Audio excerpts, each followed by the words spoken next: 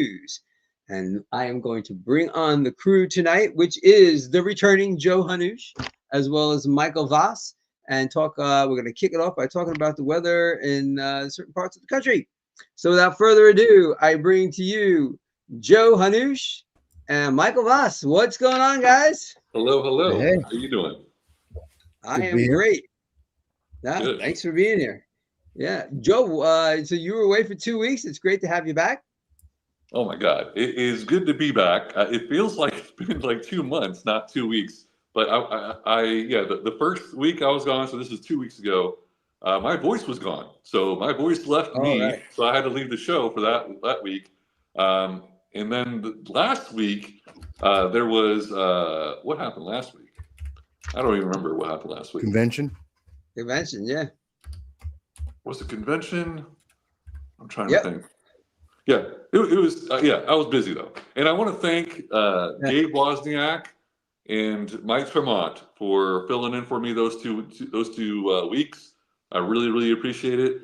I owe them each one of them. So anytime they need me to fill in, I got to fill in for them. So I appreciate it, and thank you guys for bearing with me. I'm really glad to be back.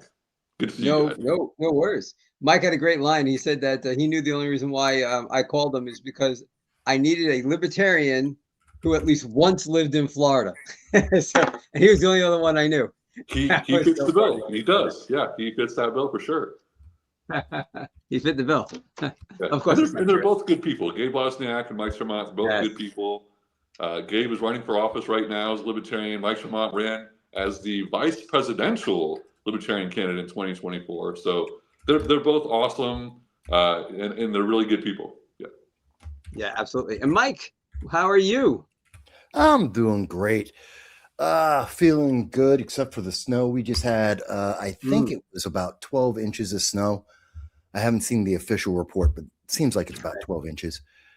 Not too bad. It stopped and it started melting right away. So, but tomorrow it's supposed to be 14 degrees. So that's going to be kind of interesting. That's pretty nasty. Yeah, I have my reporter on the ground in Northport, also known as my sister, told me that they got about 2 inches, 2 feet today of snow up in the Northport, Long Island area. She said all the stores were closed in Suffolk and in Nassau County. That is on Long Island, folks. For people who don't know, those counties are two of the counties on Long Island. There's more. Long Island actually includes Brooklyn and Queens. A lot of people don't know that, but they always think of it as Nassau and Suffolk. But the roads seem clear, she said. But yeah, they got up to 2 feet of snow out there. So yeah, it's pretty rough. And we have an issue here with the weather too. And I wanted to let people know that in this county of Volusia County, actually throughout Central Florida, there are cold weather shelters that are open specifically for this county, which encompasses Daytona Beach. They're going to be open through tomorrow. It is dipping into the 30s tonight with a wind chill that's going to be in the 20s. Tomorrow it is going to be a little bit warmer, but I got in the show notes and in the comments here and in the show notes on YouTube, more information on Volusia County and where you can go to get shelter. One of the places actually is going to be serving breakfast too if you stay there overnight, and that's called the Bridge. So definitely look into that and send it out to anybody who might need that help. So Mike, how are the roads by you, and how's Mamdani doing this time around? Well, you're already doing more to help people who are in the cold than Mamdani has done. I'm going to let them sleep out in the parks and sleep under the bridges. He had 18 people die in the first month of this year, the first month of him being mayor. And that's a record, by the way. 18 people. And every mayor, Republican or Democrat, have been smart enough to say, no, bring them in this cold weather. Some of it was below zero. And Mamdani's like, no, let them stay where they are. Don't you feel the warmth of collectivism there? Oh, yeah. But again, we had the snow, and there was this whole thing over the weekend. Mamdani, because he screwed up with the snowstorm and wasn't able to get the snow removed in over a week. It took 10 days to get the snow reasonably off of the main and even secondary roads. what he decided to do is he promoted this program that almost no one has ever heard of. It's the Emergency Snow Removal Program. It's apparently been around for decades. No one ever talks about it. Last time it was used was basically in 2015, where any individual can go to the Department of Sanitation in New York, and with 2 forms of ID, you have to get 2 forms of ID and fill out a couple of papers, and then the city would pay you $19.14 an hour to remove snow, because Mamdani screwed up. Now remember, we're paying some of the highest taxes in the entire country, and Mamdani is looking to increase taxes. We'll talk more about that in a minute. So your taxes are going to the sanitation department to clear the snow, and the city is going to hire even more people to clear the snow as they're raising taxes. This is the epitome of someone who is completely inept in what he is, out of his depth. He has no idea what he's doing. But I think it's the funny part, which everyone was talking about. This is coming from a guy, the Democratic Socialists of America, who believes you need 0 ID to vote, one of the most important and powerful things an American citizen can do. No ID for that. To go and shovel snow, 2 forms of ID. That is bizarre. Isn't that, I mean, it's like, and he's like, no, it's perfectly fine. And I heard people say, oh, well, it's because it's a job. It's shoveling snow. It's not the most important thing in America. It's not deciding who's going to lead our country and make some of the stupid laws and some of the hopefully good laws. And you're like, oh, yeah, this really unimportant thing. Yeah, you need ID. And they're like, yeah. How insane. No, I don't get it. I don't get it. The warmth of collectivism. Joe, have you ever felt the warmth of collectivism? I mean, it sounds nice. I gotta admit, because when you have a collective of people, you get some warmth off of that. So I gotta say, it sounds nice, but I know it isn't. So no. I'll take any warmth on a day like today, right, Mike? It's been colder. I mean, today's fine. It's in the mid-30s. That's a good day. But maybe a windbreaker or collectivism or something. I need a little bit more than a windbreaker. This is the Florida people talking. Right. Well, Florida, yes, windbreaker is all we need here. Yeah. And you need more than that here. But I've been through far worse. I mean, when I lived in Moscow. I'm still learning. Right. You know what's funny? In Moscow, when they have snow flurries, they get 2 feet of snow. When they get snow, it's like 6 feet. But snow flurries, it's like 2 feet of snow. And that's like every other day. That's a light day. Well, they have the warmth of vodka. So that's a lot better than collectivism. That's for sure. Yeah, it works. It works too. Absolutely. I don't recall it, but speaking of a lot of snow, when I was a kid, my parents told me I jumped off the roof of our house in Syracuse because I was like 5-6 years old. There was so much snow you can literally just walk onto your roof and then jump off into the snow. So that's how much snow you get up in Syracuse. Yeah, that's true. Yeah, pretty wild stuff. You know what? We are on the show going to keep on top of stories. I mentioned this last week. I don't want to do like hit and runs that you see in mainstream media. And the 2 that we are following are the Don Lemon George Fort story, as well as exceptional students and video cameras in public schools. To start with that one, it is going to the floor, and I was unclear based on the research I did this afternoon. The bill for cameras in special needs classes, which is called exceptional students and video cameras in public schools, is going to the floor for consideration in Tallahassee, the capital in Florida, this Wednesday. Now, I don't know if that means both the Senate and the House. Joe, do you have familiarity? Yes. The special order calendar is both the Senate and the House? I don't know if the special order calendar is both. It shouldn't be, because they are both independent bodies. So it shouldn't be. It should be one. It passes there, then it goes to the other. So unless they expedite it somehow, but no, it should be different bodies voting on it. Yeah. Well, I think it's on a special calendar, which is a form of expediting. So I don't know if they're both going to do it on Wednesday, but it says that's what the news report said. I have a text into Chase to see one of the co-sponsors of the bill, Chase Tremont, to see if he can respond during the course of the show, so we can get a little bit more clarification. But in other words, it's winding its way through the legislature. It has not been stopped yet. And as folks who have been tuning in for the last couple of weeks when we talk about it, everyone I speak to, whether it's online, virtually speak to, or in person, I would say conservatively 75%, but to 80% of the people want it. So I just want to keep on top of that and let you guys know it's winding its way through.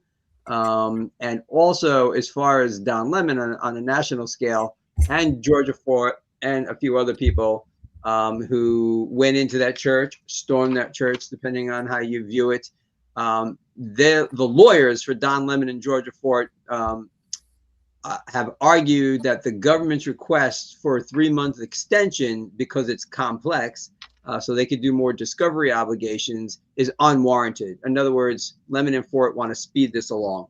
And so they requested that they have a speedy trial, and we'll see where that goes. So that inched forward. I want to keep you on top of that. We won't forget it's happening. And once again, just in case, by way of reminder, they're both, and other people are indicted on charges of conspiracy and interfering with the First Amendment rights of worshipers. They, along with protesters, according to Newsweek, disrupted a January 18th service at the City's Church in St. Paul. So the government wants Newsweek. Not Newsweek. The government. According to Don Lemon's live stream. Yeah. Well, I got this from Newsweek. Yeah. Oh. Yeah. And it's interesting that Newsweek would use disrupt, right? They didn't go with like some sort of euphemism or try to water it down. They actually used the word disrupt, which is kind of interesting, and maybe is a tell as to where this is going when the media starts talking a certain way, mainstream media. Here we only talk one way, and that's truth, the whole truth, and nothing but the truth.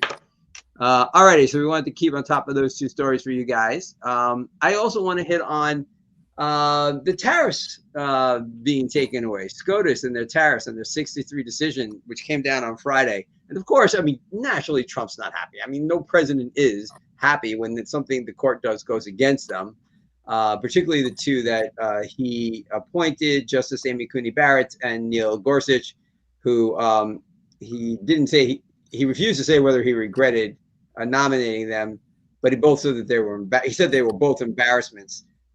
So Mike, we'll start with you on this one. What'd you feel about that decision? And well, let's just start there first. I got a few questions. What'd you feel about the decision overall? They're wrong. The Supreme Court was wrong.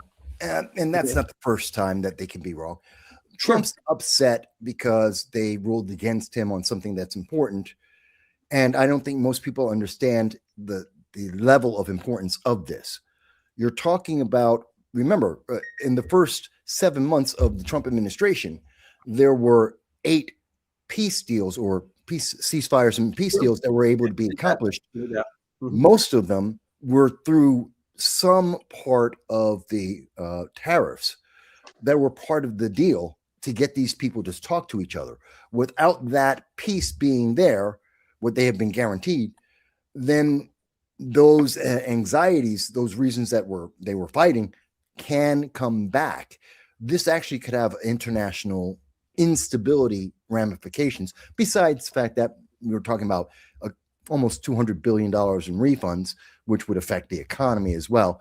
It's just, it was bad. But more importantly, the Supreme Court is wrong for a very simple reason. And they didn't say that Trump didn't have the right to do this.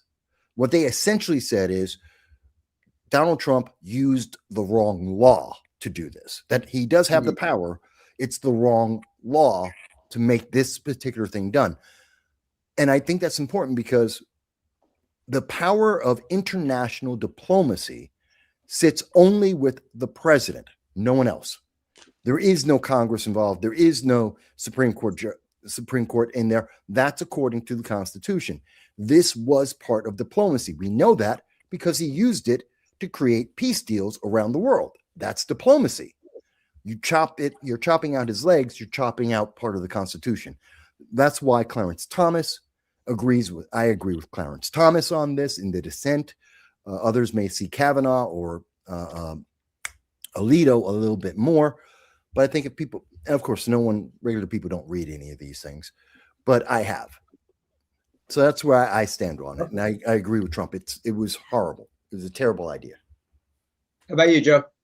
Okay, so I got a couple different takes on this. One of them is the constitutional take, which I agree with Michael. The president does have the constitutional right to levy tariffs, right? Yes. Now, so I agree with that. So I'm not a big fan as far as the SCOTUS, which is a government kind of checks and balance branch, saying, Right. oh, the president doesn't have something that he does actually have the power to do. Now, from the libertarian standpoint, I think tariffs are taxes. So I'm against taxes. So if the SCOTUS determined that the president can't levy a tax in my libertarian perspective, then I'm happy about that. So I'm kind of conflicted. My different halves are in conflict right now on that issue. So I could see how the SCOTUS kind of split that way, because I think they're probably thinking the same thing. Tariff is a tax, yet the president has the authority to do it. So yeah, I can see how it's kind of split, and I'm honestly conflicted on it as well because of that. But I am kind of glad, just not the way it was done. I guess put it that way. I don't like SCOTUS saying the president can't do what the president could do, but at the same time, I'm glad they told him he can't do something that I don't want him to do. If that makes sense. Right. No, it does. Yeah. I kind of think I fall along those lines as well. I'm happy anytime the president gets hemmed in. You know, I not because it's Trump, but I just feel like the system works. And even if you don't like the outcome, you know, the whole idea is that nobody's supposed to get everything they want, whether it's, you know, the Senate. Yeah, we don't have to go down that road. Politics 101, civics 101. But the idea is there should be pushback, and there should be gridlock, and there should be sometimes, you know, your party gets what they want, sometimes they don't. That's kind of what this is. It's a democracy. A republic is a messy situation, and sometimes you win, sometimes you lose, and that's the way it goes. So from that standpoint, I guess it's more philosophical. I kind of like it. I do think my heart tells me tariffs are taxes, and I don't like that. But I understand where, Michael, you're coming from, and the fact that it was used as negotiations. In fact, when we were at our dinner table, Donna and I, talking about this stuff when he first started doing it, that's kind of where I was at. I'm like, look, I don't like them tax. I don't like tariffs because we might be paying more. This was in the early days when it first happened. So, but you know, if he uses them as leverage and they go away quickly, that's not the end of the world either. You know what I mean? So no, I get like all those aspects. So I'm kind of kind of like seeing every part, and would be a bad politician because I don't have a firm opinion on this. I think there's a second part to this, or a core part that most people don't understand. And yes, tariffs are a tax. Of course they are. The purpose of a tariff isn't the tax. It's to create self-sufficiency. It is to motivate people in any given nation, in every nation. 150 countries tariff goods from the United States. So this isn't like something unusual or brand new. Every country does this. We're just finally doing it to them reciprocally. Right. But the purpose is so that people in your country will create that good, whatever it might be, and be more self-sufficient and less dependent on others. And that is a long-term process. Most people are so used to whatever the legislation is or whatever politicians are talking about that you see a result in 10 days, a month or two. This is a 5 to 10 year plan to improve America. That's why it's so important. The tariffs are never about the taxes. It's about changing consumer behavior to make your country self-sufficient. And that's an important thing. We do need that. And thankfully, we had other laws and other statutes, other precedent. And that's why Trump dropped the 15% tariff out there, so that it doesn't go completely haywire because of what the Supreme Court did. If they were going to do this, they should have done this in 2025. They shouldn't have waited until now. Yeah. So, and also, Mike, I heard you say peace, that he used it as part of his leverage in peace negotiations. I don't know if either one of you mentioned, he also used it to get some of the trade deals. So, yeah. I mean, there were benefits. There was peace, there was trade deals. I totally get that. And I totally get that we can't let countries, take advantage of us with high tariffs and we just sit there and do nothing. So it was really kind of a complex thing. But yeah, it's a lot more than the news media is trying to make it. The left-leaning news media want to make it seem like real simple. Oh, Trump just lost. There's a lot more going on here. Yeah. Sometimes when I was a librarian, I was a librarian for 21 years. We would just have to say to folks, there is no answer to that. There is no answer to the question, and I kind of feel like that's what's happening here. There is no complete, because there's so many ways. I don't think Trump did anything evil, or like the left likes to say, he said this wasn't a Hitler move. This wasn't anything evil. It was just like an economic, whether you agree or disagree. But the second part of this, that I want to ask you guys, and it'll be the second question, part A and part B, and that is refunds. Do you think business is going to get a refund, and do you think, or us, we the people? And Joe, I'm going to start with you. What do you think on that? Refunds, like a check in the mail from the government? Yes, because we were. Absolutely not. That's not going to happen. Period. We're still running a deficit. The Doge cuts were nothing that were promised. There's impossible. There's no way we're getting a check. If it is, it'll be very small and frankly irresponsible to do that. No, I don't think we're getting one. No one's even talking about it, as far as I'm hearing anyway, of anything like concrete. And yeah, I don't think. Well, maybe I'm wrong. I don't know. But I think unless the economy starts going south and there needs to be some stimulus going in there, that's when we'll probably hear talk about it, like checks going out. But right now, I don't think so. Okay, Mike. So you're partially wrong, but that's okay. Let me explain. I'm partially right. If I'm partially wrong, I'm partially right. No. Both, yes. That's like if it's partly cloudy, that also means it's partly sunny. It all depends on your point of view. Yeah, yes, exactly. I'm taking it. All right, Michael, the floor is yours. The economy is a little soft at this moment, but I'm not really happy with the stimulus. Now, yes, we can actually inject a stimulus in. We've seen that under Obama. We saw that under Biden. That can happen even though we have the deficit, and the deficit continues to grow. I was never in favor of what was going to be a dividend or a rebate, or however you want to word it, a check based on the tariffs. We should never have gotten that. That money should always have gone to reduce the national debt, because that has a long-term positive benefit of directly reducing inflation. So I never wanted the check. So I'm not upset about that part. The problem is, based on the way that it was done by the Supreme Court, we could see up to $200 billion being refunded to other countries, not businesses. Whoa, really? Yeah. Because they had to shut it down immediately, and deals were made based on that. And there have been businesses in countries that have paid the tariff already. It could be as much as $200 billion that would have to be reimbursed. That's a problem. Now, no country so far has come out and said, give me the refund, because this is still up in the air. And Trump is still looking for even more precedent and other laws to tack on even more tariffs, because China is making out like a bandit now. Remember, China said we got into a tariff war with China in 2025 in the summer because of rare earth metals, which we need if we want to maintain our quality of life, the technology we have. And they were going to strangle us on that because we're dependent on them until we take over Greenland. And so that was a problem. So we hit them with 150% tariffs. Well, we wound up dropping that back down to about 25% on most goods. I remember that. Sure. Because of the Supreme Court, that's now down to 15%. Okay. The two countries that are making the most, have benefited the most, Brazil and China. Well, that kind of, Chairman Xi, the CCP, Chinese government, they're laughing in our face right now. Everything we were doing in terms of international diplomacy just got blown up, and they're winning. That's just really bad. Right.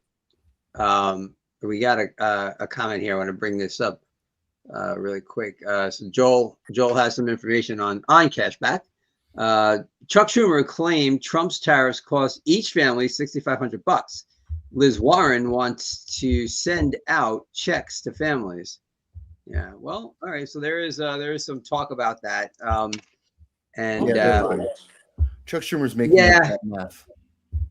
Yeah, I mean, yeah. So it's not surprising that the Democratic Party would jump on that because it sounds good. It's that whole rhetoric of theirs that can sound good, but at the same time, they probably privately know it wouldn't happen. So not at 6,500. And how do you figure that out? Because how much of that is based on whether or not you actually were shopping and effective and shop for the products that were all of a sudden higher? I mean, forget the businesses. Let's just think of us, we the people. Like, how would you even bother to figure that out? And also, think of all the steel beams you're not buying anymore. I mean, that's how you get to that number. Our whole backyard. We're buying industrial products that would go to mega businesses like steel. And, everyone's just running around with steel I-beams, right? Yeah, That's how he gets that math. That's how he gets it. Joe texted me the other day. He was like, how come every steel company around here is out of steel beams? I said, because Donna and I are buying them. And the other thing is with paying back countries, it's almost like the same thing, right? Like, how would you figure out the damage done? Oh, and also, if we were to pay back country A because our tariffs were too high, don't you think the DOJ would start looking into other countries' tariffs being too? And also we got these lawsuits. Also we got these, international claims that you owe me money because your tariffs were too high.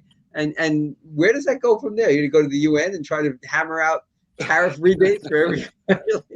You know what I mean? We can easily retaliate. You can't. There's no court for this kind of thing. I know. So, and no country wants to have that kind of investigation on their international trades and transactions. Yeah. It's not worth it to them. They'd rather lose a couple billion, $10 billion here or there each, rather than get into this and then suddenly everyone's looking at where all the money's going. And that's a problem. Right.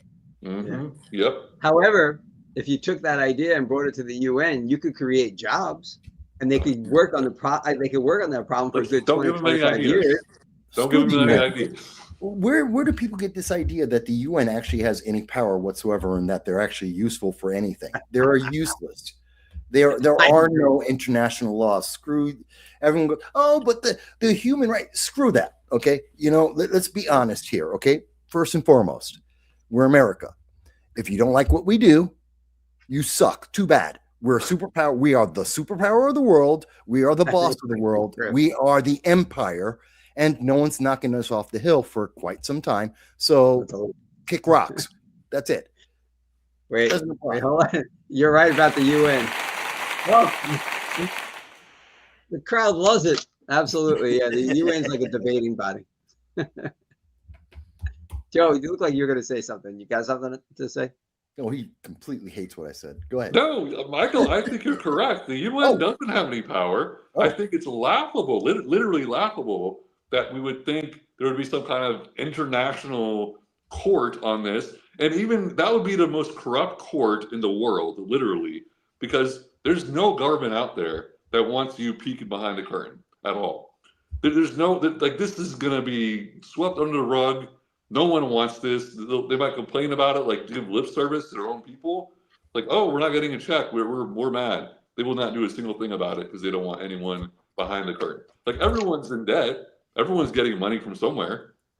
To pay that back, no one wants to do that. So, no, there will not be any kind of mediation going on between countries that try to pay each other off. That's not going to happen. And listen, about the whole tariff thing, though.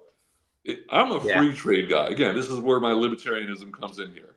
I'm free trade. I wish other governments would do free trade. I wish we would do free trade. It should be 0%. I understand where President Trump is coming from to do it. And Michael is correct. What he was saying, previously was that this is a long-term thing, a 5-10 year longer term thing to make us self-sufficient, which I agree with, by the way. Again, I'm a libertarian. That's a libertarian thought. Like, I want us to be self-sufficient, not only as a country, but but I want my state to be self-sufficient. I want my county to be self-sufficient. I want my neighborhood to be self-sufficient.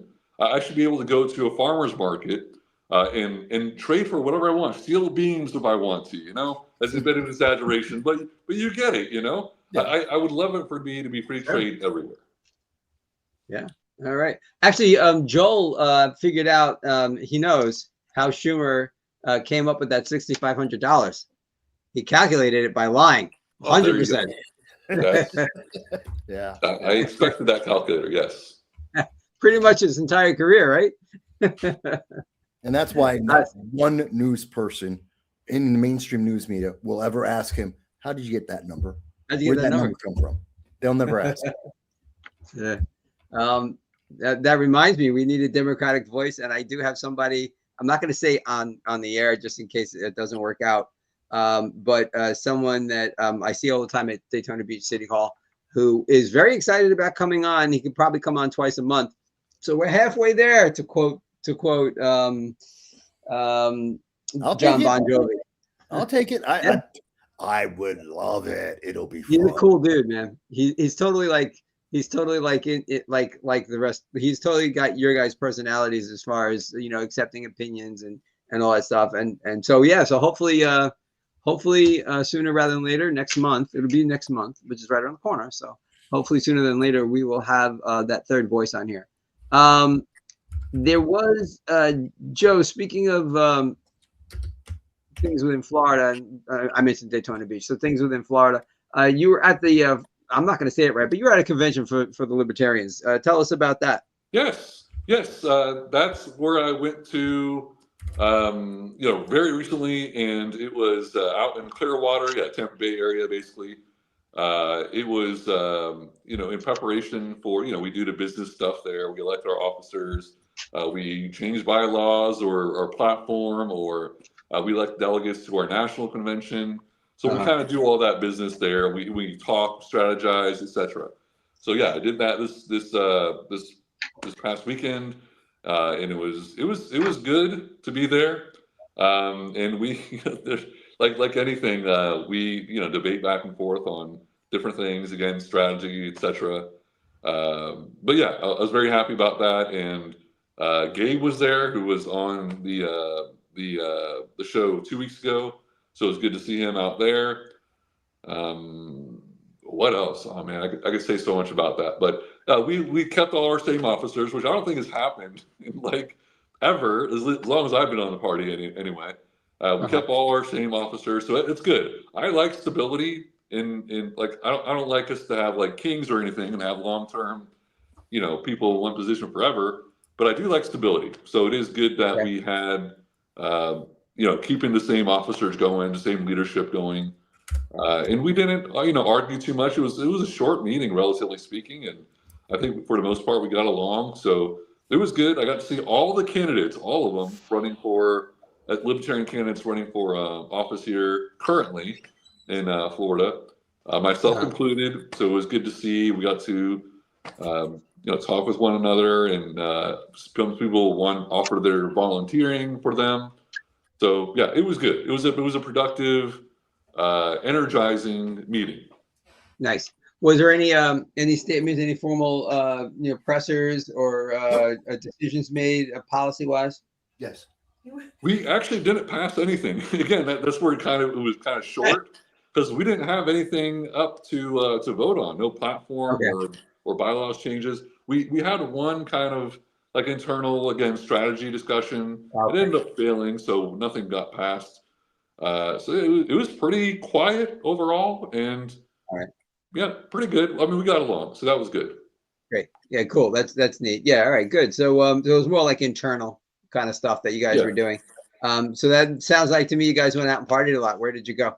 There was. It was literally at a wine bar. So yes, there was. Is that a wine? Of course. There was some wine floating around. I didn't drink. I did not partake. I wanted to be of solid mind, so I did not partake in any of that. But yeah, it was free flowing. We're libertarians, so we're very, very, you know, liberal minded when it comes to having you know, whatever we want, right? As long as we're not harming someone else, Sure. Sure. You could partake in anything. Of course, none of us were doing any drugs because that's illegal. But yeah, alcohol is legal, so everyone was, that wanted to partake in that. That's a Great. very All right. delicate wording. I like that. Yes, we lost all our illegal drugs and illegal guns in a boating accident offshore. So there was no reason at all for any police or law enforcement to be there. So good. Okay. Well, you brought up illegal guns, and I know we have news tonight about some shenanigans going on in Minnesota that Michael's going to bring us. So what the heck is going on in Minnesota with their latest making guns more illegal than they already are? They're trying to implode that state so that they can implode the rest of the nation. They are out of their mind in Minnesota. So Minnesota hates guns because they're Democrats, because they're socialists, and they don't want people to be able to defend themselves. And so on top of all of the regulations they already have, they have about 4 or 5 new regulations that they're trying to put in, which are all about trying to ban various types of firearm and many rifles, which they're incorrectly calling assault weapons because that's not a true term. By the way, that assault weapon was created in 1982 by a Democrat in California. Didn't exist before. No one ever called a rifle assault weapon until they started doing that in California. And of course, the leftists brought it everywhere. So they're trying to ban a bunch of things. And there's one bill in particular that caught my attention. It's Minnesota Legislative Bill HF. That's Hotel Foxtrot 3433. Now, that bill, if you look at that bill, and I sent you a link. I sent you a link. You can bring it up if you want.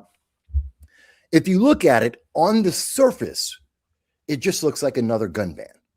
And of course, it's got the AR-15. It's got the AK-47. It has a bunch of guns that every time they do this, they always put these guns on.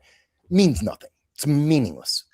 By the way, how do I know it's meaningless? Because the FBI, if you look up the FBI data for the last 5 years, 2,300 people were killed by a rifle.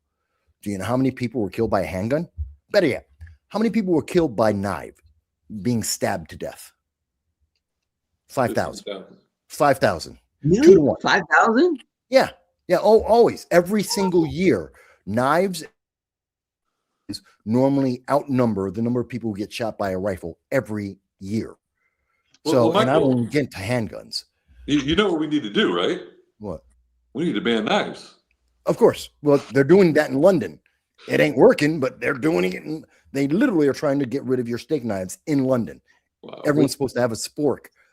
But that's okay. But Butter knives are allowed. Huh? Butter knives are allowed, though. God knows. Those are probably next, Scott.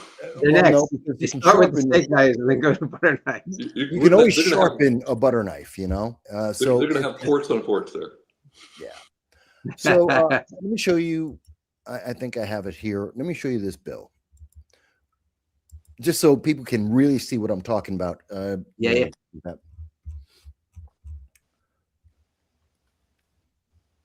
Because I don't want people to think I'm lying about this. Do you see it?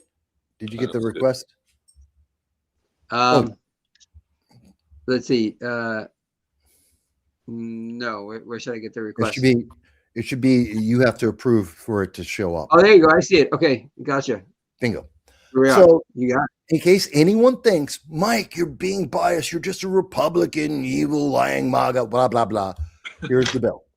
Minnesota Legislature, HF 3433. Here's the guns right here, as you can see, that they're saying, oh, we got to get rid of all those. They're just regular rifles. Okay. But here's the part that no one really talks about and no one's thinking about. Because what if you own one of these firearms that they say is now evil? They're ultra evil. Yesterday they were good. Yesterday they were just a rifle in your closet. Now they're ultra evil. Well, they have this section right here. And in this section, which is section 4, you own the gun already, right? Mm-hmm. And if you own the gun already, they say, okay, you got to have a certificate. You have to have a license for it. They're going to let you keep it. And then they go into part B. And in Part B, it says, for you to have this firearm that you already own, that is already legal, that is legal in almost any state, except for some of the ultra blue ones like California or New York. And they say, I agree. You must agree. You are forced to agree because this legislature said so. You must agree to allow the appropriate law enforcement agency to inspect the storage of the device to ensure compliance with this subdivision. You have to allow any member of government that Minnesota says is okay, you have to let them enter your house at any time that law enforcement wants to, so they can check the storage. And that means without a warrant, without charges, without a crime, at any time of day or night, they can knock on your door and go, open up. I want to see your rifles. I want to see how you stored them. And they can walk through your house, check the entire house, because you might have a firearm that's not in proper storage, and they can check. And if they happen to see any violation of any legislation, they can then arrest you for that, because you open the door and let them in, and anything they see is admissible at that point. This is worse than the red flag laws. This is because the red flag laws are relatively very specific comparatively. You don't get a choice in this. And again, you've not committed a crime. There is no warrant, and you don't have a choice on this. This is the part of the bill no one's talking about right now. And everyone just blew it off as, well, this is just a gun ban. No, it's not. This is the left threatening people who own firearms to comply and to be quiet. And they're threatening, this is going to be so abused. It's open to abuse. Hey, I don't like that guy. He ran for elected office as a libertarian, as a conservative, as a Republican. I didn't like him. He supported ICE. You know what? Let's send over a couple dozen officers at 2 a.m. when him and his wife and his kids are all asleep, and they're just going to go and search the entire damn house. We'll find something to arrest them for. That's what that is.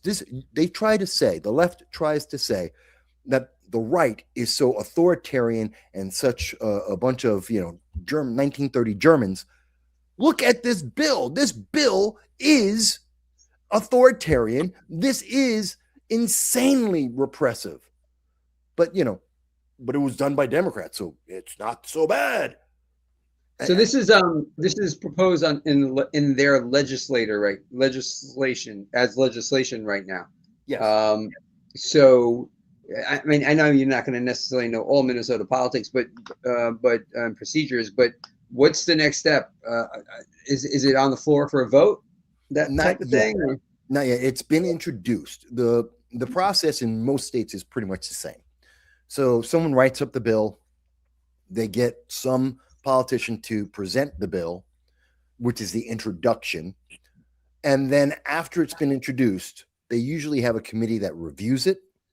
Basically, that just means when it goes into a committee, it's basically, does my side or the other side have enough votes to either let this go forward or to stop it dead right there? Yeah. If they have the votes, then it goes on to the floor. And that's where theoretically you will see that there will be a debate. Never happens. What happens is, one side says, I hate this bill. The other side says, I love it. They say, we want to change, we want to get rid of the right to go into anyone's house at any given time. If the public doesn't know about it, the other side says, screw you, we're keeping it. And if there's no public outcry and whatever side that wants to pass this has the votes, in this case, we're talking about Democrats, then it gets passed. Then it goes to the governor, Tim Walz, and he signs it. And it's a law. And suddenly police can walk into your house at 2 a.m. because they want to say, we're searching for your properly stored weapons. And if they happen to find that you recreationally are dubing it out in the, because it's your house and why not if you want to, well, that's an illegal drug. Gotta get you arrested for that one. You know, and God knows what other kind of statutes they could find just walking through anyone's house. I guarantee you, if I walk through anyone's house, I can find some violation in law in any given state, anywhere, and I can find 3 or 4 things that'll get you arrested. Except for mine. Huh? Except for mine. Yeah. Oh, yeah. Except for yours. That actually sounds like a good reality show. Yeah. Let's see how many laws you've broken that you don't notice. But now that the cop is there, and now because he has a motivation, this is targeted. This is evil. It is certifiably insane to not have a warrant to go into someone's house, even though most of the time those warrants are doled out like candy at Halloween. But still, it's a procedure. But I would think that it would be challenged in court if it was ever to pass. And I wonder if the good people in Minnesota government will say we can't do this because it's warrantless. So that'll be interesting to see where it goes. Does anybody know? Is this actually done anywhere else in the United States? I think parts of this is. Well, the ban is, there's lots, Delaware, California, Illinois, especially Chicago, New York have some form of these bans, whether it's magazine size or it's the type of firearm. A lot of them have that. The stipulation that any law enforcement can just walk into your house at any given time, no, that's new. And it, like I said, red flag laws, otherwise known as ERPOs or extreme risk protection orders. They go by all 3 names. In 18 states in Washington, D.C., they don't even say that. And those are signed off by a judge. And I can literally walk into a judge and ask him to put a red flag law against you, Charles, or you, Joe, and he'll pass it. He'll let it go through. Doesn't matter. You don't need to actually do anything, and they will give it to you always. I am actually unaware of any red flag law since 2018 that hasn't been approved by a judge. Mm-hmm. And this law is worse than that law with that kind of abuse behind it. And I believe that down here in Florida, we have what's called the Baker Act, which could put you into emergency mental health evaluation involuntarily. So I guess that would be a lot like a red flag law, right? Well, sort of. But in the case of, I think I've seen the Baker Act, but you would have to present a credible threat to yourself or others for you to be involuntarily locked up, to put into mental health check. Under a red flag law, no, I don't need any proof. All I need is the accusation. Right. Okay. And so that's why they're evil. Go ahead. No, I was just saying, right. That's correct. Like that's what makes it a red flag law. There's no conviction. It's just the accusation of this person threatened to harm me, or this person has lost his mental, ability to, think like a normal person. They automatically lose their guns, like automatically. The government comes in, takes away their guns, and I think puts them in jail as well. No, and there's no, yeah, okay. I think they just take their guns away. You're right.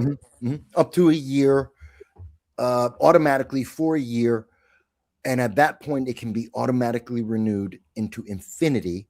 You have to go in front of a judge and prove beyond a shadow of a doubt that you're innocent, which is very difficult to do. You're presumed guilty. You have been judged, and you have had a penalty applied. Now you have to prove beyond a shadow of a doubt that you are innocent. And that doesn't guarantee you get your guns back. But by the way, they also take your kids. That's another part of the red flag laws no one talks about. Your home is so dangerous, they have to take away your constitutional right. That means they take your kids. That, as bad as that is, HF 3433 is worse because they're gonna come into your house. That's horrible. And they can find anything. And let's assume that you had a party for the Super Bowl Yeah. Maybe you clean once a week, whatever the case is. Your house is a little bit in disarray. Okay. Anyone could have that any given time. That officer walks into your house, sees the house in disarray. Officers are a mandatory reporter for Child Protective Services in every single state. He looks at the house, takes one picture of a bunch of clothes laying on because you didn't do laundry or you didn't put away the laundry, and he shows that to CPS. They will come to your house. They will take your kids. Why? It's unsafe. It's unsanitary. The state has to come in and take your kids. This is how evil this kind of law is. It's the consequences no one's talking about that will happen. And by the way, you will never hear about it because CPS in every state, I know this because I did the red flag laws and I talked to Connecticut, I talked to Indiana, I talked to New York. They will not report if a child has been taken from their parents to protect the child. So they don't report, they don't record the number of how many times this happens or when it happens. They will tell you it does happen, but they have no numbers and they can't reveal any numbers because of the law protecting the kids. So you won't have a news report on it. No one will talk about it because they were protecting kids. So in Minnesota, they can take your kid because you support law and order, the laws of this nation and ICE and law enforcement. How dare you do that? We're coming in at 2 a.m. Oh, you left out your socks out. I'm taking your kids. And that's legal. According to you know what? I gotta plug last night's show. I spent about 2.5 hours speaking with a mom of 4 who had children taken in Chicago. I'm outside the city limits, in a suburb of Chicago. They were taken to the husband who lives in Volusia County, and she came here, no job, lived in a campground doing DoorDash, trying to get her children back. She is an advocate for people who are for parental rights. And we spent about 2.5 hours going over this whole issue. Basically, you just touched on, Michael, when the kids are taken. Really, if they're not speaking up, like if she's not speaking up and she's working with lawyers, it is not really in the news much. It was on the show. So go to last night's show. Heather Bendel is her name.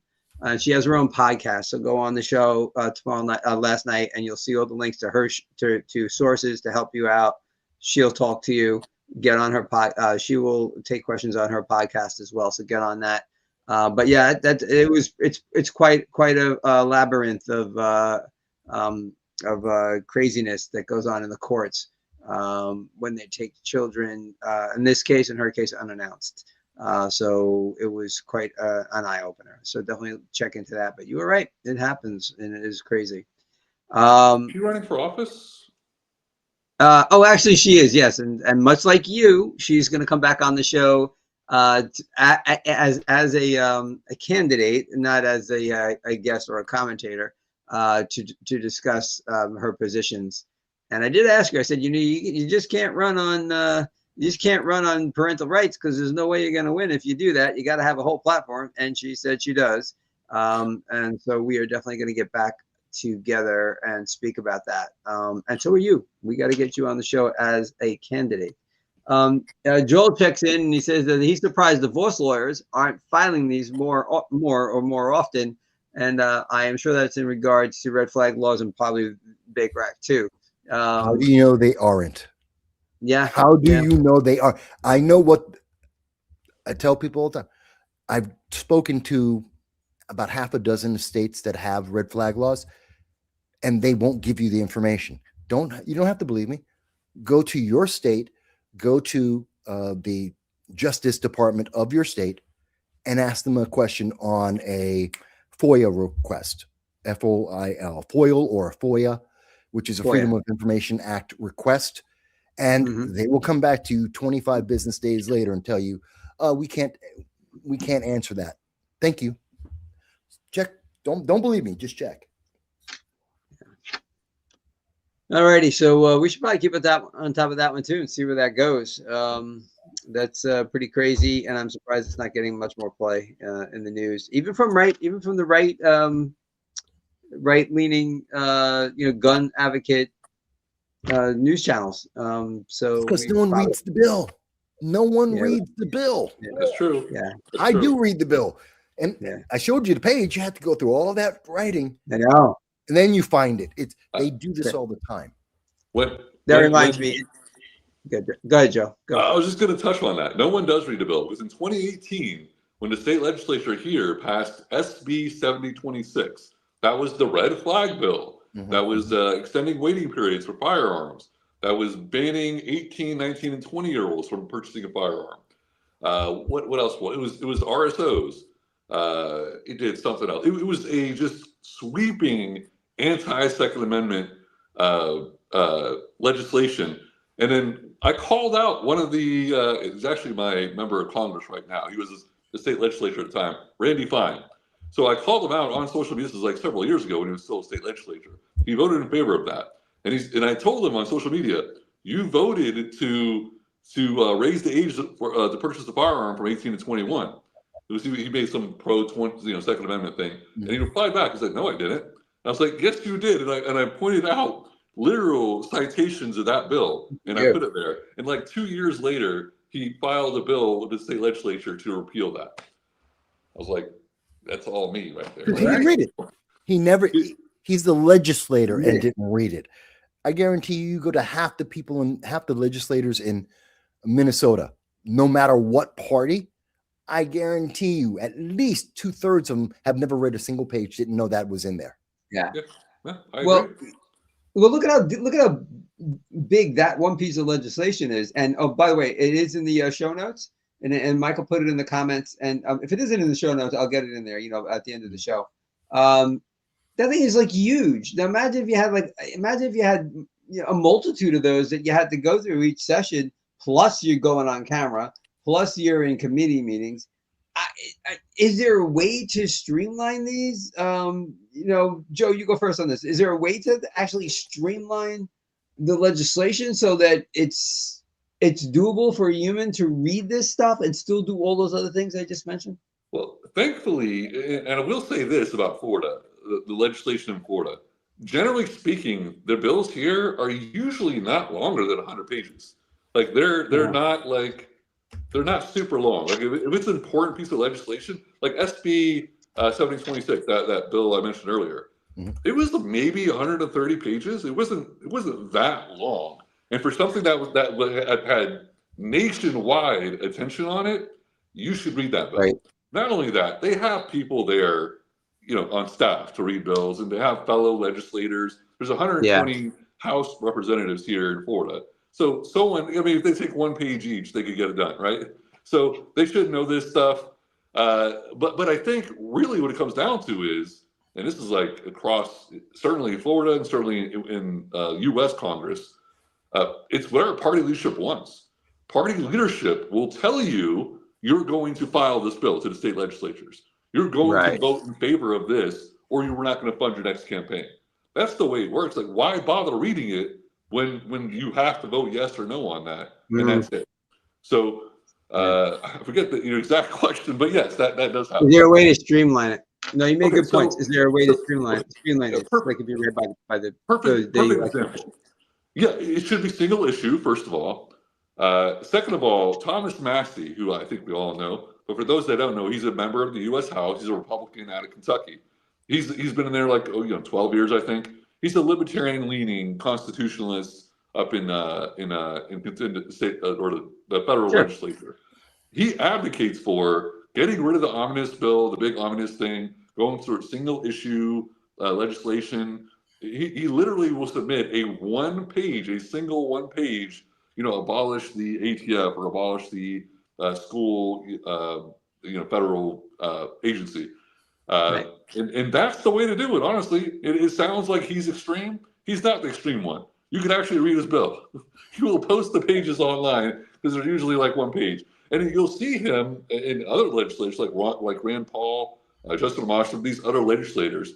They'll post. These things are like you can't even see my hands here. They're like 7,000 pages, 5,000 pages, 1,500 pages. Nobody can read that. Not even 2/3, not even 1/3. Nobody. There's not a single legislator out there that reads those huge bills. So there needs to be, and plus, not only that, when I went to Tallahassee, during session, this was like in 2019. It was, I think, the last time I was there. They're busy. They're going like this. They are in subcommittee meetings. They're on the House floor. Everyone is like walking and running by. You can't juggle. If you're juggling, you're like slowing down the pace. They just have a whole lot of stuff going on. There's literally thousands of bills getting submitted. Yeah. They can't even juggle it, even if they were one-page bills. There's just too much. There's too much legislation going on. Mike, I want to hear your thoughts on that as well. But 1 second, while we were discussing this, I brought up the agenda packet for the Daytona Beach City Commission, and that's 1,460 pages. Yep. Right. Now what you get a summary of that if you attend, which is like 5 or 6. But and that's a part-time job, by the way, in Volusia County. They're all part-timers. And how are you going to work your full-time job as like an educator or a salesperson in finance or something, and then in your downtime pick up a packet that's 1,460 pages and start reading it? Like and you're probably married and have kids and you got to run them to soccer and lacrosse and all that. So like, Michael, how the heck? I'm almost playing devil's advocate here on the part of the politicians. Like, how the heck can you streamline this anyway? Back to my original question: is there a way to do this to make it more palatable? One, it's done this way because literally we had, I believe it was James Clyburn. When he was in the House.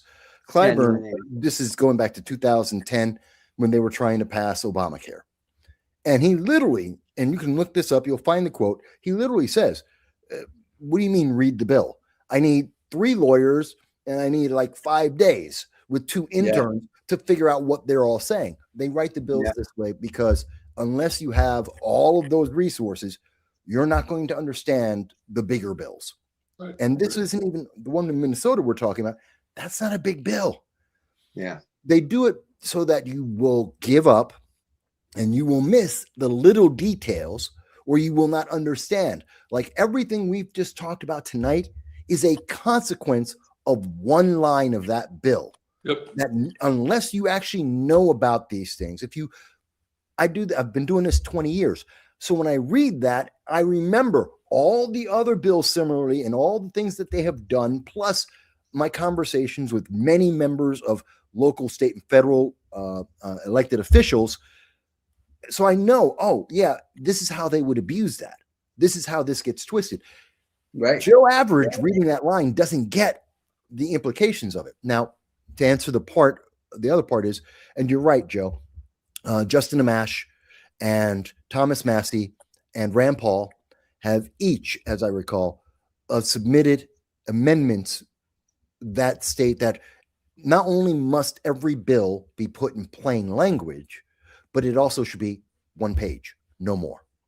If your bill is longer than 1 page, rewrite it. Something's wrong. I've written legislation before. I think it was 15, right after I ran for Congress. I wrote the CAP Act, CAP, which is meant to be, basically it's meant to limit the congressional pay of any member of Congress to 2 times whatever the minimum average is in a state. So if your state has an average income of $31,000 for each person, they would only get paid about 2 times that. That would be $62,000. That's it. You don't deserve more. That took me doing the correct format with links, and that's the thing. You have to link to other existing law. Right. Wound up being 4 pages long. I answered every single kind of question you could possibly imagine on it. They can make this much, much easier to resolve. They don't want to, right? Because they don't want someone like me, or more importantly, both of you guys, you didn't know about this law. You didn't know about this clause. If you happen to run into the bill, you probably wouldn't have read to that line or maybe not noticed how important that one line is that's sandwiched in between all the rest of that crap. That's why they do it, so that you're not going to get it because they're afraid someone like me is going to get it and then tell everyone else. It's evil. It's evil. Right. The system's evil. And by the way, every time Massey, Paul, and Amash have brought that up, shot down. Republicans and Democrats shot the bills down every time. Right. Yep. And a lot of it is just that's the way it is, right? Like that's the mindset. Like they've been doing it that way for so long. A lot of the legislators that have been there probably longer than 2 years, like basically non-rookies, they're desensitized to it. They no longer, oh, well, that's the way we've been doing it. Well, I don't want to read these bills anymore, so they just go along with it. Like they play the game, whatever good reason they did have for running for Congress or state legislature or whatever, that's out the window. Yeah, it's gone. They're just numb to it, and they become part of the problem. They become part of what they went there to get rid of, and now they're part of it. Just because that's the way it is. And not enough people, like we the people, like Michael was mentioning, not enough regular Joe Schmoes out there are noticing this and saying, well, we need to vote against that. Like we need to either have like maybe a state level, a state amendment, or we need to pressure our members of Congress to pass some legislation on their like rules on themselves. Something needs to happen, and we don't even have a balanced budget rule at our federal government. So I mean that's where we're at right now. Okay. All right. So Joel checked in and he said that I seriously doubt these elected officials read the bills. And he is 100% correct. And in fact, we have another active chatter. And if they did care, sorry, go ahead. We have another active chatter. His name is Michael Vass. And he says, I know they don't read them, Joel. And so Joel asked this question, hey, why does this line say, I am not going to be able to pronounce that, so somebody help me out. Jus prime noctis. Jus prime noctis. I think I heard that from Harry Potter or something. You've probably heard, if you've watched any of the medieval shows, in particular, with dragons, House of Dragons or Game of Thrones, you probably heard it there most recently. A lot of medieval styled shows or video games will have it. What this means, and I did double check the Latin to make sure I was right. This is the right of the king at night. It's the right to take women who may have been married, and the king would have the first right to her on the night of marriage. Wow. And there's some variations of that in various others. And Joel mentions it was also in Braveheart. Yeah. There's some various miscellaneous connotations or definitions, but essentially, you get married and the king of your land has the right to bed your wife, your newlywed wife, that first night before you can touch her. That's insane.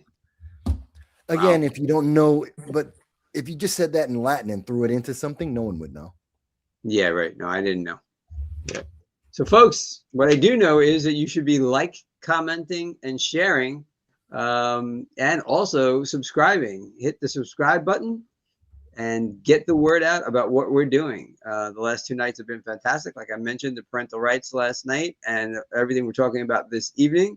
I truly believe that you don't get this kind of conversation in too many places. So if any at all, I tell people that all the time.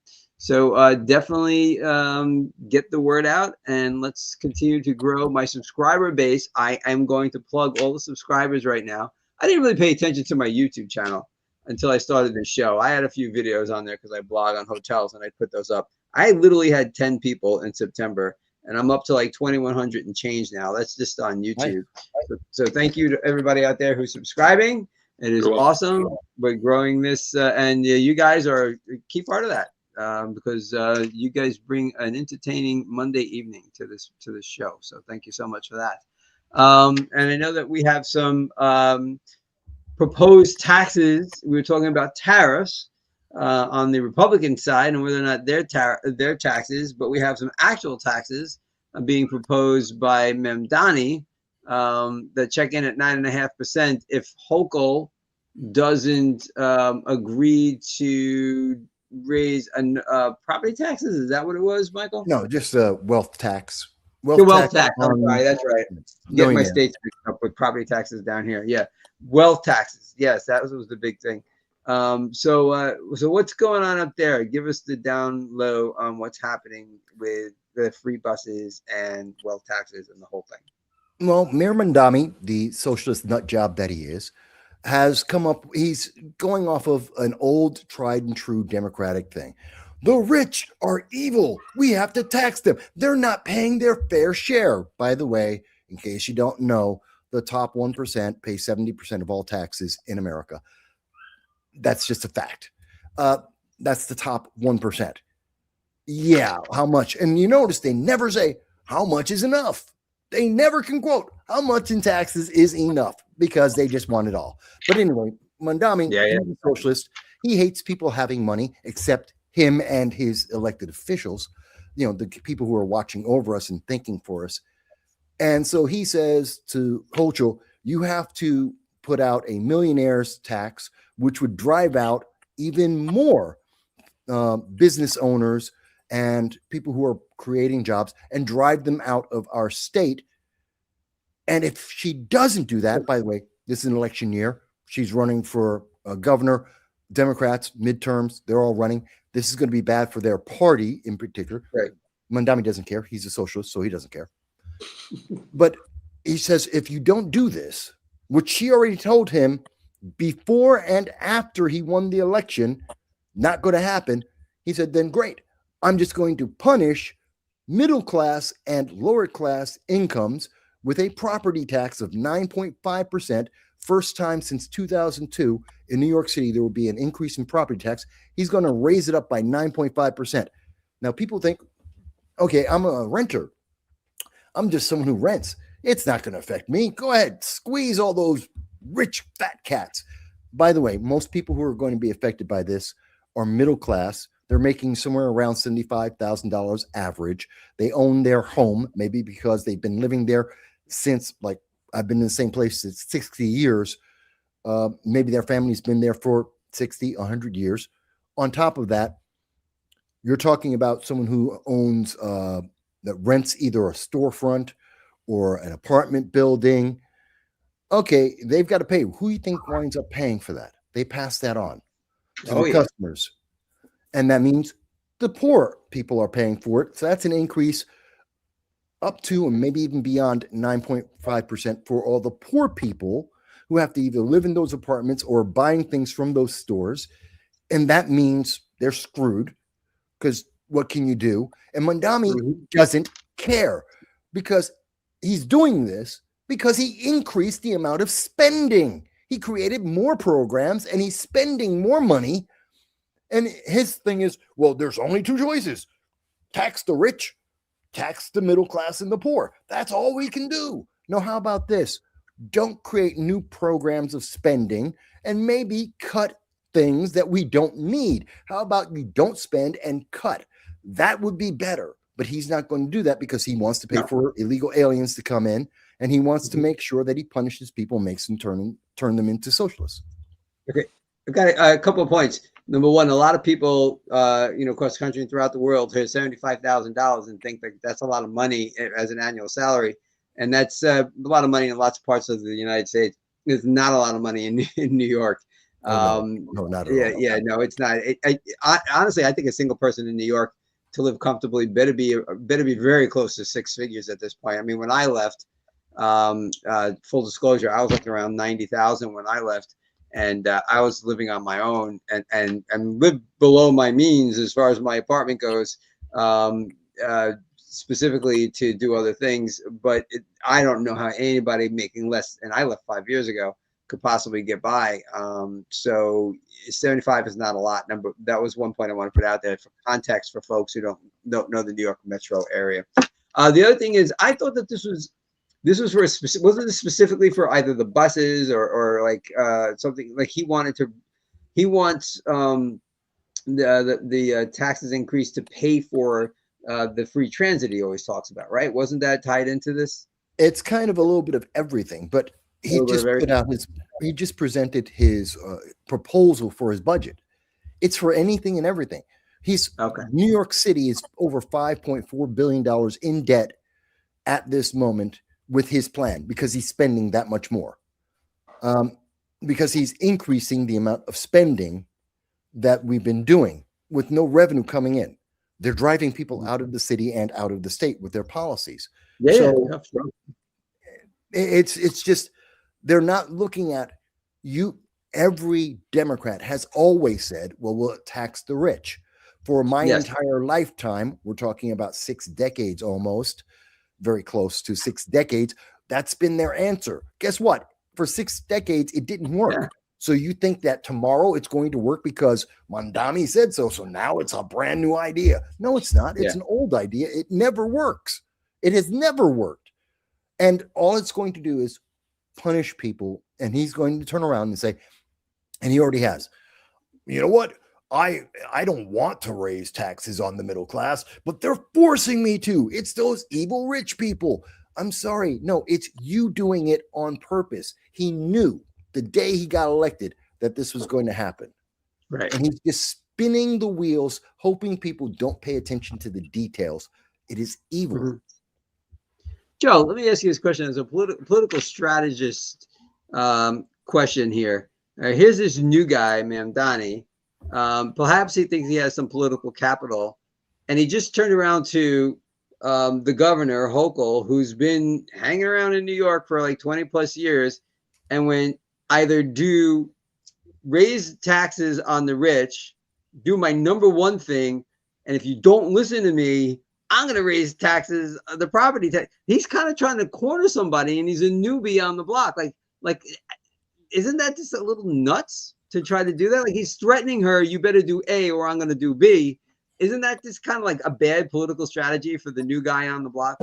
No, I disagree. I think he, like, as you mentioned, he has political capital. He just got elected. Very popular, whether we like him or not. He's very popular. I think he's more popular than the governor. I think he's using leverage. He's using leverage. I want the state to raise the taxes so I don't get blamed. But I'm going to, if I have to, it was in his mind, he has to get taxes from somewhere, then I'll do it. But that's because the state government didn't do what they were supposed to do. So it's kind of like, I don't want to call it a win-win for him, but it's like a win and then like not as bad as it would have been kind of scenario for him. So I think it's actually a smart political thing to do. Use your leverage. You got political capital. You just got elected. Use leverage against the other governments and say, oh, what does local government here do? Charles, you probably hear all the time. Like you'll hear local governments say, oh, well, the state is making us do this. We have to pass this thing, whatever. The federal government is making us do this, right? You hear it all the time.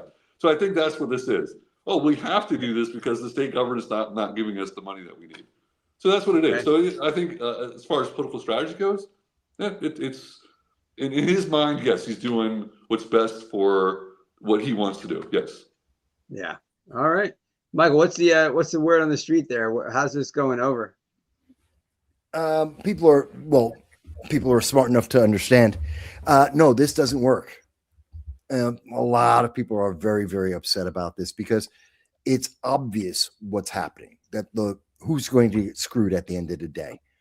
Either the rich people, millionaires and above, they either say, oh, that's really nice, goodbye, like they did in California, where they're leaving California in droves because they just put out the same kind of legislation. And I forget, a couple of the billionaires just left. They tried to do the same thing in Chicago. Hey, did you know the Chicago Bears are leaving for Indiana? Didn't work there. How about now in New York? Well, this is Mamdani. It'll work this time. No, it won't. No one. And everyone knows it. So either we lose businesses along with the wealthy, or poor people have to pay more and they get hurt. And I guarantee you, if he can't figure out how to plow snow, he's not going to be able to figure out how to handle mass transit. It's just beyond him. He has exceeded his capabilities. Yeah. It's a kind of a bizarre situation. What's going on there in New York? You know what I saw the other day? Speaking of bizarre situations in New York, apparently when it's cold outside, rats like to get and make a home underneath the hoods of cars. Have you seen this going around, Michael? I haven't seen that, but it's a normal behavior. Snakes do the same thing in other climates. It's where it's warm. The car engine stays warm. Cars, they chew through the wires. The cars don't start. I saw a friend of mine on Instagram put up a photo of somebody else, a video of somebody else, literally opened the hood and the rats were all in there. I'm like, how does anybody live in that city anymore? How do you do it, Michael? Tell us. How do you live in that city? All us who left or never were there are trying to wonder, how do you guys get by? Seems insane. If you're a New Yorker, if you've been here for a very long time, or if you're born here, it's normal. You're not. We don't get faced by that. It's just okay. It's another thing. We'll deal with it. Yeah. It's not. Let me ask you. Let's go back here a second, because I kind of had some notification come up on my phone. I think it froze, right, so I missed it. Who do you think blinks first, Hochul or Mamdani on the tax thing? Mamdani. Okay. Mamdani will increase the tax because Hochul can't. She's got the election. And it'll be all of her donors are the people that Zoran Mamdani's talking about. He doesn't care. He already got elected. So he doesn't care. He doesn't need to get elected for another 4 years. Yeah. Hochul needs to get him elected this year. So she cares. So she won't do anything until after the election. Whether she wins or not, after the election, she'll be happy to do it. She won't do it before then. Interesting. Okay, this is Joe. You brought up a good question there. So everybody remembers when AOC came in to DC, and she was going to change the world, and she stood outside Pelosi's door, and there was some sort of demonstration going on, and Pelosi basically crushed her, right? And it was like, get in line. This is stupid. I'm the ruler. I'm the king. I'm the ruler, or the queen. I'm sorry, and you're going to listen to me. See the analogy here? Here's the new guy, Mamdani. Oh, by the way, DSA as well. And Hochul. Can Hochul play the Pelosi role and kind of just crush him until at least after the election, and maybe even beyond that, whip him in line like Pelosi did to AOC? Absolutely. New York's not that important. So New York is popular. It's got the name. It's got the pizzazz. But she has the clout to do that. She has the clout, like Pelosi had the clout to whip AOC into line. She has the clout to whip Mamdani into line, and the wills to do it. Well, not so much to put him in line. He has very limited power in New York. New York is not mayors aren't very powerful in New York because they have too many people to answer to. Because we have multiple counties, because we have transit lines that go into other states. The federal government and the state government have a lot of control, whereas in other states, in other cities, you only have the mayor handling everything. That's not the case with New York. Mamdani has popularity. He has the bully pulpit because all the news media are here. Everyone talks about New York. It has that star position as a star in the sky. And that's where he's got his momentum. She has the power of the state. She can give out jobs to everyone and anyone. And that's where she gets her leverage from giving out jobs. Mamdani can't do it. He can't give out jobs. He's very limited in the jobs he can give out, which would then be one way that he could get leverage, getting jobs for unions. He's very limited on that. Hochul, she's not. She can't hold him back like AOC was, like trying to get a position or something. But she can easily just go, that's nice, goodbye, and just ignore him. He can't do anything about it. All right. Queen Kathy. Yeah, Queen Kathy Hochul. Yeah, absolutely. All right. Very interesting stuff. Top 10. Yeah, go ahead. Yeah, not in your top 10. We should do a top 10 all-time politicians. That would be fun. Let's work on that for next week. I like that idea. Top 10 all-time that you like. Let's be positive. That I like? That will be a challenge. Yeah, be a last week. Hey, Joe, last week we did our all-time favorite presidents because last Monday was President's Day. So how about you? What's your all-time favorite president? There is not one. I mean, if I had to pick, I mean, obviously you got to go back to the founding fathers. I think a lot of those people are, I mean, they did some bad things, but they were there at the beginning and they wrote the Constitution. It's difficult for me to not say like, George Washington or Thomas Jefferson. But if I'm going relatively modern era or post foundry era, I would say Coolidge, and that's probably the only one that even would be even close to quote unquote favorite. So great. That's a great pick. That was not, I put that out on social media, and nobody mentioned Calvin Coolidge. Now, why? Why do you like him? I believe, if I'm not mistaken, he was the only president. I think there was maybe one other, but actually reduced the debt. And I've heard that they played some, trick or whatever, but the economy was good. Just things went well. The presidency was relatively weak. I think that's what he tried to do was make the presidency more weaken it a little bit. Really? He was anti-immigrant, which is something I don't like. What else? It was relatively peaceful time. The economy was good. But it's the things where presidents get credit where they probably don't get probably not supposed to get any credit, but he was like cool cow, just a regular guy. And here I thought you were picking him because of Die Hard. Die Hard 3. He's the school that was supposed to explode was Calvin Coolidge. Oh, okay. Yeah. Okay. All right, fine. Okay, whatever.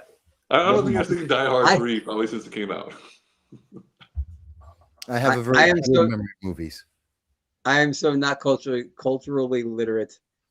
I don't know half the references. No, I know Yakamoti Tower. I think that was what I think Nakatomi. Yeah. Nakatomi Tower. Oh, was that the first one? Die Hard. That's the first one, yes. Yeah, Nakatomi. Yes, I saw the first one actually. Yeah.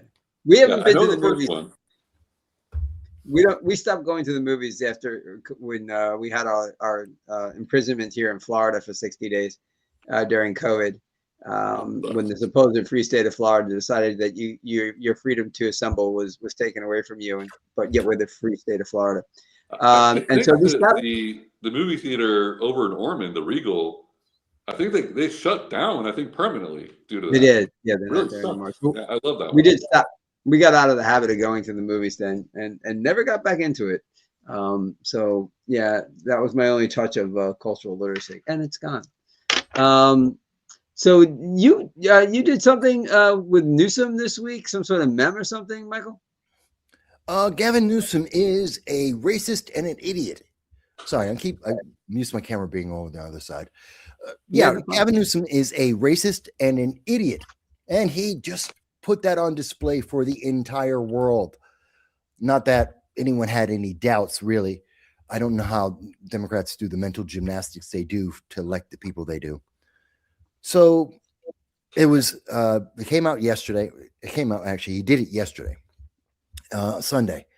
He was at an event. He's being interviewed by a black journalist in front of a crowd of mixed races. One thing that, to be fair, there's a lot of news media saying he was only in front of a black audience. That's not true. It was an audience of mixed Americans, various races. But he says, and he's trying to appeal to the common man. So he mentions that, he's not that great. He's not a brilliant guy. He's like everyone else. He's just an ordinary guy. This is the feel good, I'm a folksy kind of person. This is basically the appeal of G.W. Bush, that he's trying to be your buddy. I'm just like a regular guy.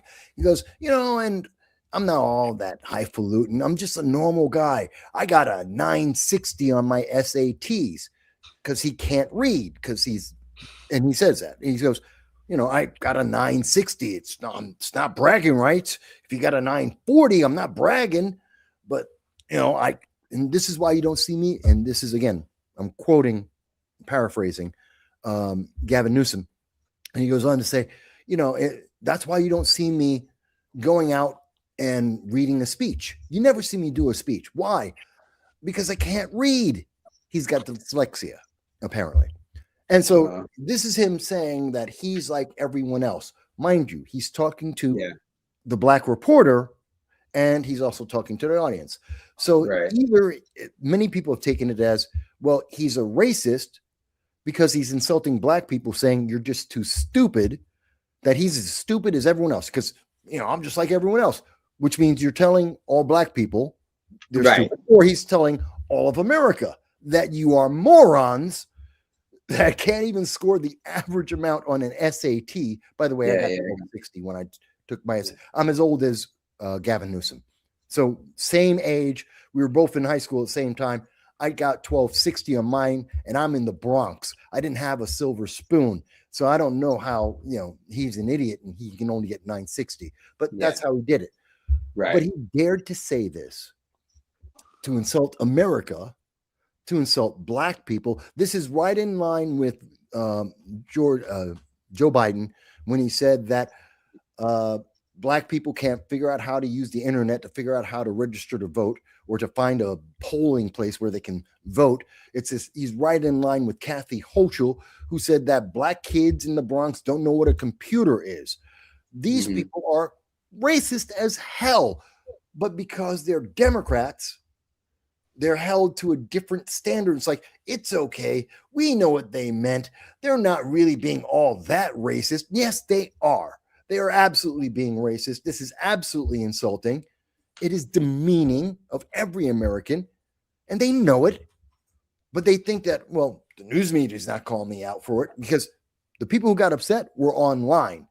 Did the New York Times or the Post or the Washington Post or CNN or MS, whatever the hell they are right now, none of them called him out for it.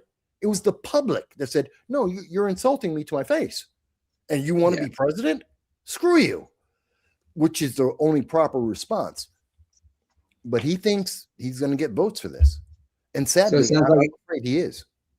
It sounds like it was an out of touch comment when he was trying to be like the average man, and he went in front of an African American audience saying he couldn't read because he thought that was going to work because he was in front of an African American audience. That's basically how I'm reading that. That's pretty much how it came across, and that's how a lot of people take it. But Democrats are like, no, but you don't understand, because they always say you don't understand. Yeah, you don't understand. He's such a great guy. No, he's not. No, he's not. Hey, Gavin, how about this? Stop trying to prep for 2028 and build the Palisades. It's still burnt down. You built one building. One. Mm-hmm. Yeah. Yeah, I don't know after the fires, recent fires that they had there. The fires were actually from last year. That got so out of control, and all the controversy around that.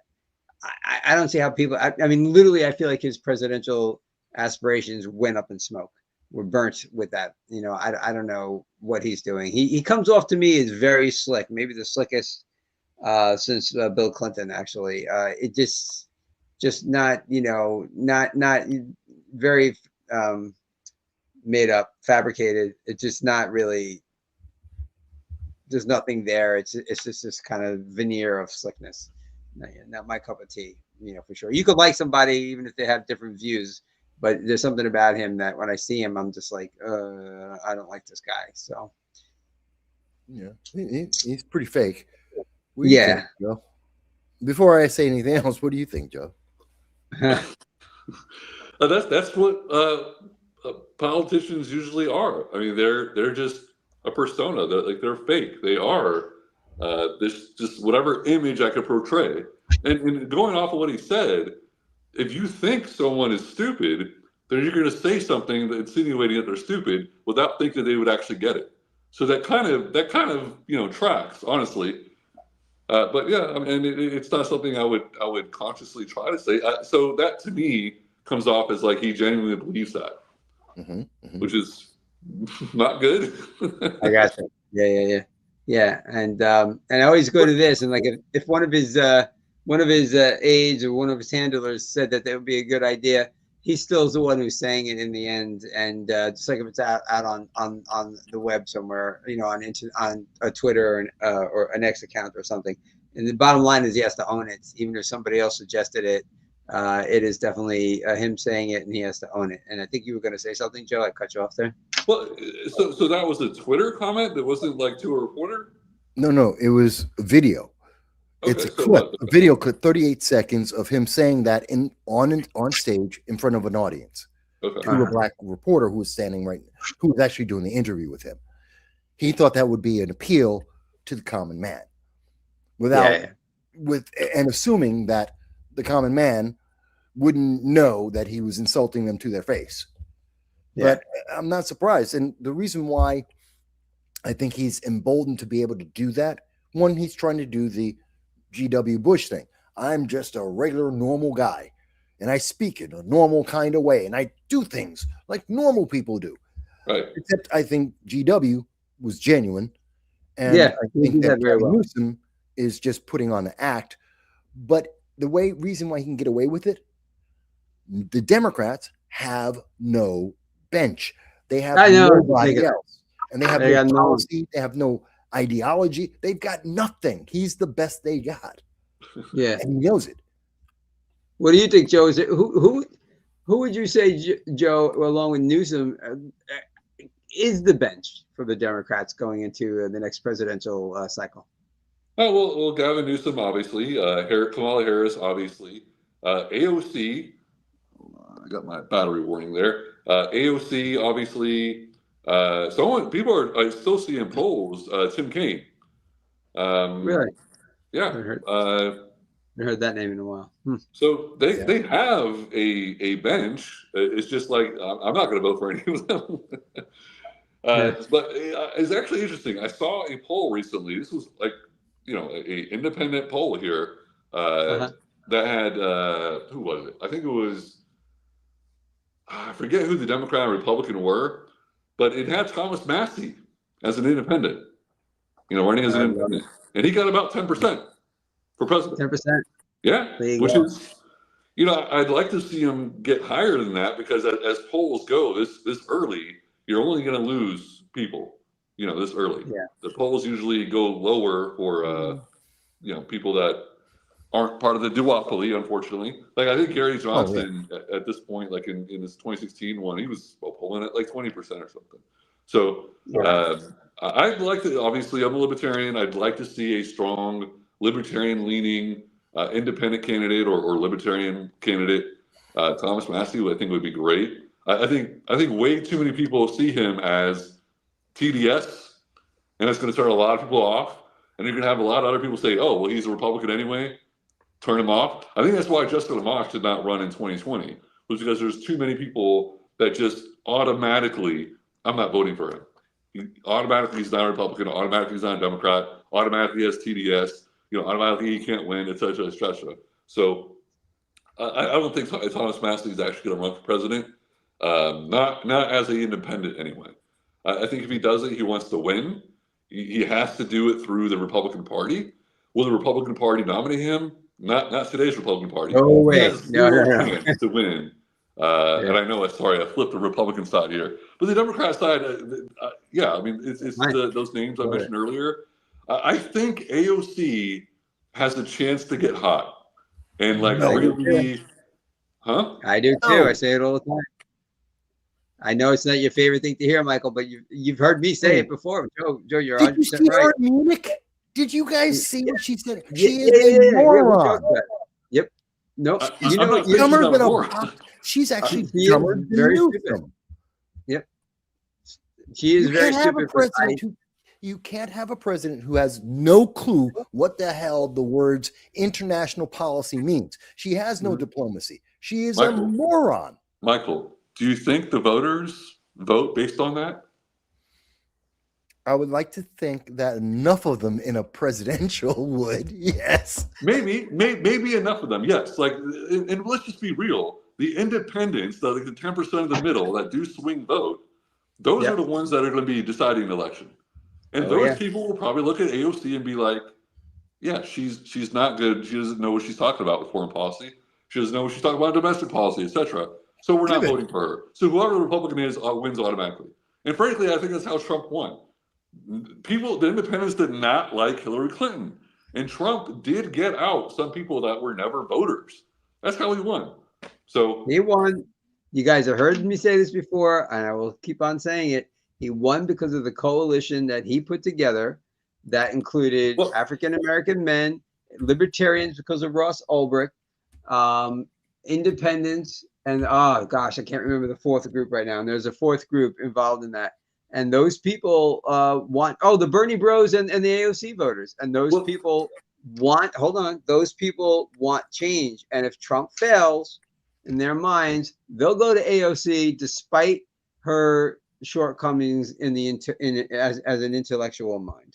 No, and that's Most the previous how many elections, like since I've been an adult, that's how the presidential elections have gone. He's not the other guy. He's not the other guy. He's not the other guy, et cetera, et cetera. Like I remember, like my entire life really has been like the next president is the opposite party of the previous president, and it's just the way it's gone. Yeah. Goes back and forth. So we got user checking in. I'd vote for an actual horse before AOC. Then again, I would do that anyway. Okay. And then nice. And we also had a nice comment from Joel. And Joel says that you guys make good panel discussions, good shows. Thank you very much. And thanks for being here and contributing. That is awesome. You brought up Munich, and it reminded me of something that was on my mind, and that's what Trump is doing with Iran. The threats of you don't kill your people, and we know there's been estimates 6,800 to as many as I think 36,000 has been the range of how many people they've killed in the demonstrations. Or we're going to come in, don't kill your people, or we're going to take action. And we got a whole armada out there just off the coast. Is he painting himself into a corner with this? And should he be negotiating a non-proliferation with Iran at the same time that he's threatening to use force? And Michael, I'll turn this one over to you first. Painting himself in the corner, and is this the right time to negotiate? Yes, it's the right time to negotiate. In fact, it's the best time to negotiate. In part, one, we have 2 aircraft carriers there. So that is making the point that we are serious, that we're willing to do something. 2, it's because they did just kill, the Iranian government did just kill, estimates can be, I've seen them anywhere from 6,000 to 36,000 Iranian citizens, depending on which source you're looking at. There is no consistency. But we do know that there's also an additional some odd 40,000, possibly 60,000 Iranians that were thrown in jail for being upset that Iran had such bad economic planning that their inflation skyrocketed by 1,000%. Right. That's something that would make people upset. So this is the time. The Iranian people are upset with their government, not because of American politics or other politics, because their government screwed up the economy. They can't feed themselves. And they've always been upset with them. Well, more so in the last 20 years. They've been upset with the direction that the Ayatollah and the mullahs have been leading Iran in. It hasn't been positive for them. Right. So we have public support. We have an issue that's very important to us, which is about the nuclear weapons. We've already made our point that they can't have them. And now we're talking about what they're going to do in the future with them. So they know we're serious. We have the forces there. We have the momentum of the people. And we do have some support from Saudi Arabia, the United Arab Emirates, the Qatari. They are behind Donald Trump. So we have the best leverage right now we could possibly ever have. Okay. So this is the right time. The other part of your question was painting himself into a corner by saying he'd take action if they continue to kill people. That's their own people. The question is, and we've heard from Saudi Arabia already say, look, you've got the aircraft carriers there. You've made the determination they have to do this. You have to drop a bomb. You got to do something. You can't. Okay. And that's because of Middle East. Battery's dying. Go ahead. Your battery's dying, Joe? Right now, so I have to go. Okay. The volume's already going down. It's going to cut off any minute now. All right. Thanks for stopping by. I'm going to hit you up for getting you on here as a political candidate, probably in April. My March dates are almost taken. All right. So, but I'll definitely get with you on that. Bye. It's great to have you back. All right. So yeah, in terms of Iran, Saudi Arabia, the Middle East culture, and people hate to say you're being racist. It is what it is. They have a culture that is very aggressive, that's very confrontational, it's very violent. That's the history going back 1,500 years. It's not racist to tell you what has happened. So, in their mind, in that regions, the culture is if you have this much bluster, you have to do something. You have to do something. And that's why very often when you see many of the Middle Eastern terrorist organizations, Hamas, Hezbollah, the Houthis in Yemen, you always see that when they get bombed, they'll then do something stupid like in Iraq. They'll have Hezbollah will attack a base where the United States is. We will bomb multiple, 12 different bases of Hamas or Hezbollah or the Houthis in that region. We'll bomb 12 of them.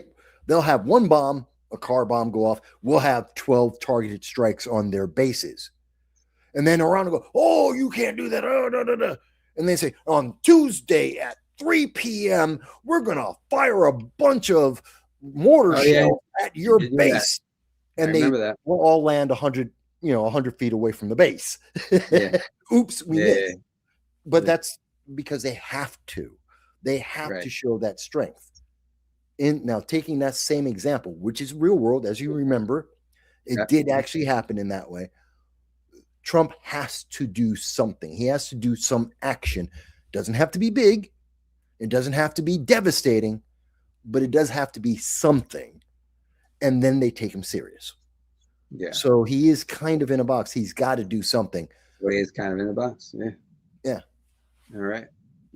Well, we'll see what happens there. I think we're going to leave it there for this evening. Always a great show. I love it. I love all the guests checking in. I do want to mention one more time, down in this area of the country, we are having a couple of very cold nights for us.